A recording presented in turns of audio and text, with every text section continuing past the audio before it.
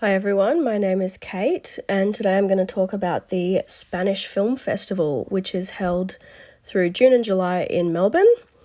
I'm going to start with a quick overview of what the festival is, then place it in some historical, political, and community contexts. I'll also be going to show how it connects to academic research and focus on one key issue, which is the question of representation in programming, and argue why it matters.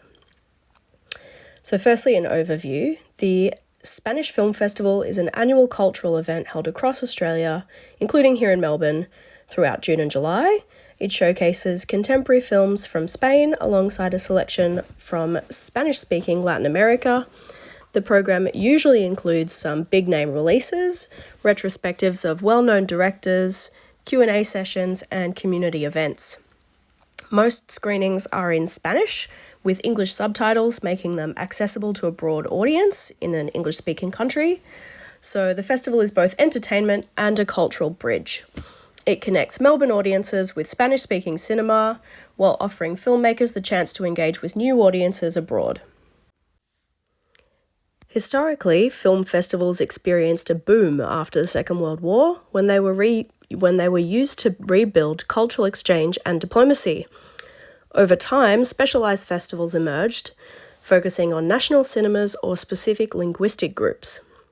The Spanish Film Festival follows this pattern, promoting Spanish-language cinema to audiences far from its point of origin. Politically, festivals like this often serve as soft power tools. They're usually supported by governments, embassies, or cultural institutes, and they promote international relationships through culture. In this case, the festival reflects ties between Australia, Spain, and parts of Latin America. The programming itself can become a form of cultural diplomacy, showing how Spain and the Spanish-speaking world are perceived abroad. Finally, in terms of community, the festival is especially important for Melbourne's Spanish-speaking and Latin American diasporas.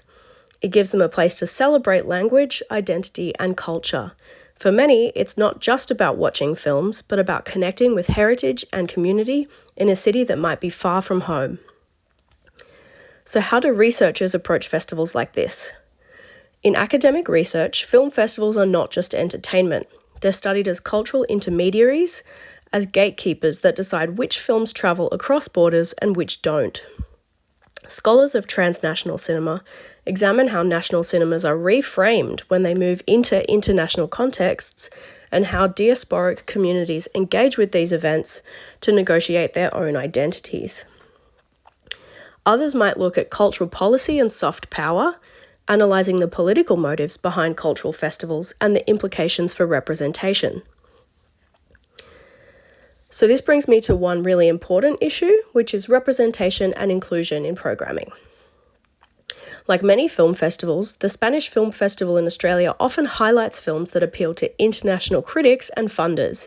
They're usually quite polished productions or films that have already succeeded at big festivals like Cannes or Berlin. While that makes sense in terms of prestige, it can mean that other voices are left out. For example, Indigenous filmmakers from Latin America, Afro-Latin directors, women and queer storytellers, or films in Indigenous languages often struggle to be included. The result is that audiences see a narrower picture of Spanish-language cinema than what might really exist. Diaspora communities may not see themselves represented, and filmmakers working outside the mainstream lose valuable international exposure. So why does this matter? I think it matters for a few reasons, the first being cultural fairness. Film festivals should reflect the diversity of the cultures that they might claim to represent. Otherwise, they risk reproducing existing hierarchies and exclusions. The next is community impact.